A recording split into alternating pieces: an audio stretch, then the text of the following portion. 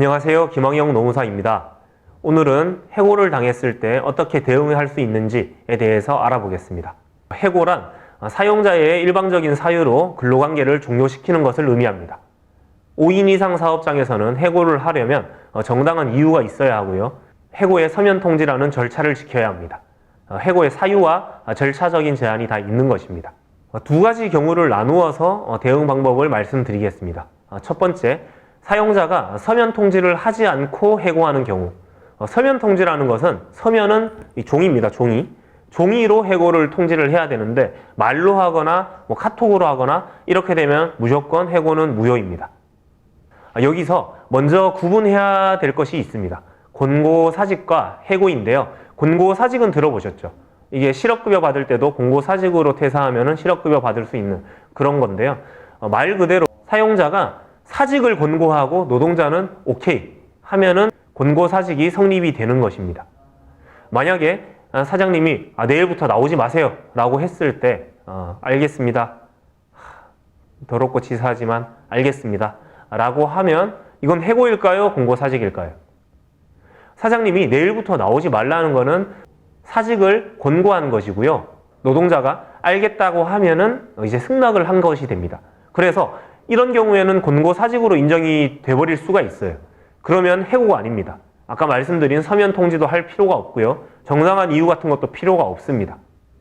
그래서 내일부터 나오지 마세요라고 하면은 싫다고 해야 됩니다. 내가 왜 그래야 되냐? 싫다. 나는 계속 일하고 싶다. 라고 해야 됩니다. 뿐만 아니라 이렇게 말했던 거를 녹음을 해두시면 가장 좋습니다. 녹음 타이밍을 놓쳤다면 카톡을 보낸다거나 전화를 해서 그런데 내가 왜 그만둬야 되죠? 계속 일하고 싶다. 이런 식으로 해서 증거를 남겨놓는 편이 좋습니다. 가장 확실한 거는요. 해고라는 거를 증명을 해야 되는데 해고는 사용자의 일방적인 사유로 근로관계를 종료시키는 거라고 했죠. 그래서 다음날 다시 출근하는 게 제일 좋습니다. 쉽지는 않겠죠. 사장님이랑 이미 적을 줬고 그만두라고 해서 알겠다고 했는데 다음날 나가는 게 쉽지는 않습니다. 그래도 다음날 나가서 나는 왜 내가 그만둬야 되는지 모르겠다. 계속 일하고 싶다. 라고 하면 뭔 소리냐. 나가라. 더 이상 당신을 채용을 유지할 수 없다.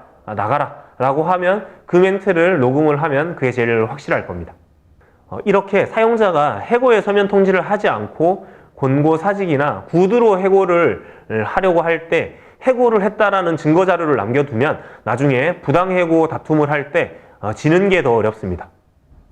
두 번째, 사용자가 해고의 서면 통지를 하는 경우. 사용자가 문서로 당신은 이런 이유로 해고를 하겠습니다 라고 하면 그때는 어떻게 해야 될까요? 그때는 해고 사유에 대한 반박 자료를 준비해야 합니다.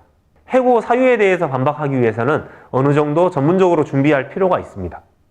예를 들어 근무 태만으로 해고를 하겠다라고 하면 사업장에서 내가 나오기 전에 내가 일했던 자료, 거래처에 이메일 보냈던 것들, 업무 일지 냈던 것들, 기타 등등 내가 일했던 근거가 되는 자료들을 모두 챙겨서 나오는 편이 좋습니다. 한 번 나오고 나면 다시 가서 챙기는 건 쉽지 않아요. 내 자리도 빠져 있고 누군가가 와서 내 컴퓨터 쓰고 있습니다. 그때는 쉽지가 않습니다. 기타 해고 사유는 정말 많습니다. 근로계약서를 보시면은 거기에 징계해고나 징계할 수 있는 사유들 이런 것들이 열거되어 있습니다.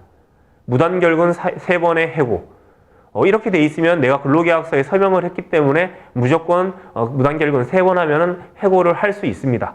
라고 하는 것은 오해죠. 네, 해고를 할 수 있는지 못하는지는 나중에 다시 판단하게 됩니다.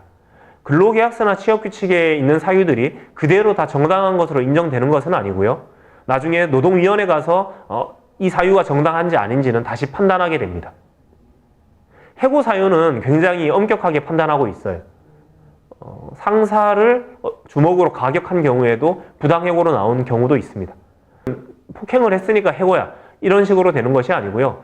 왜 때렸는지 전후 사정 다 따지게 됩니다. 그리고 업무 능력이 부족하다라고 해서 해고를 하려면 많은 조치들이 필요합니다.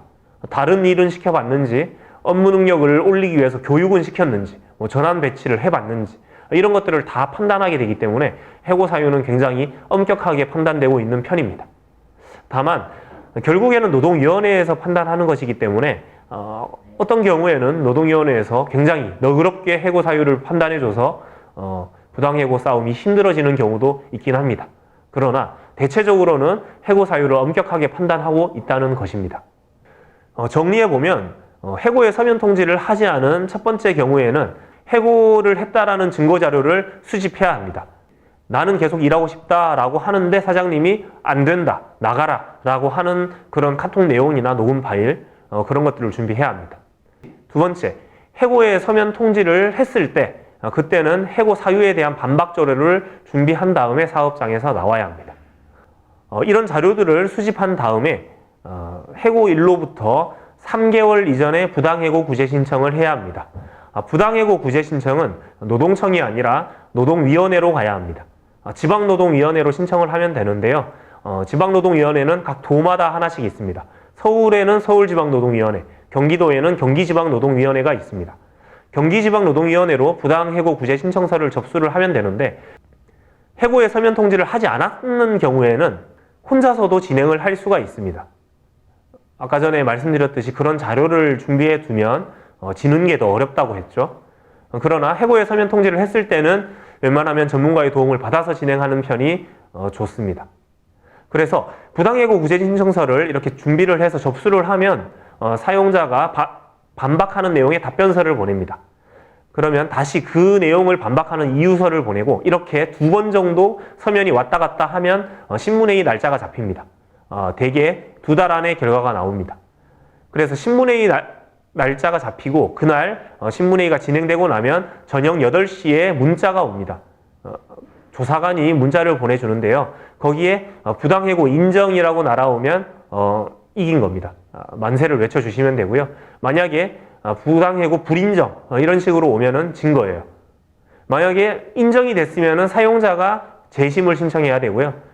부당해고가 불인정이 되면 노동자 쪽에서 재심을 신청해야 합니다.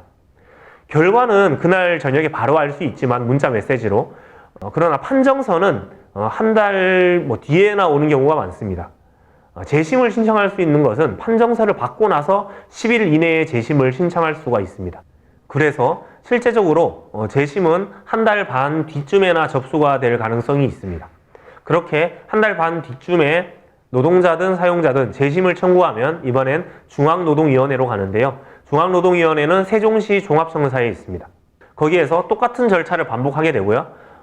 또 이번에 진 사람은 불복해서 행정소송을 1심, 2심, 3심까지 진행할 수 있습니다. 그 사이에 합의를 해서 마무리가 되는 경우도 있고요. 어느 일방이 이제 더 이상 더 해봐야 계속 지겠다 싶으면 재심을 신청하지 않거나 행정소송을 신청하지 않으면은 거기에서 끝이 납니다. 부당해고가 계속 인정되고 있는 상황에서는 사용자는 상당한 압박감을 받을 수 있습니다. 이행강제금 문제도 있는데 이행강제금 뿐만 아니라 해고 기간 동안에 임금이 계속 쌓여갑니다. 해고일로부터 마지막 결과가 나올 때까지 2달이든 3달이든 1년이든 행정소송까지 가게 되면 2년, 3년 이렇게도 가요.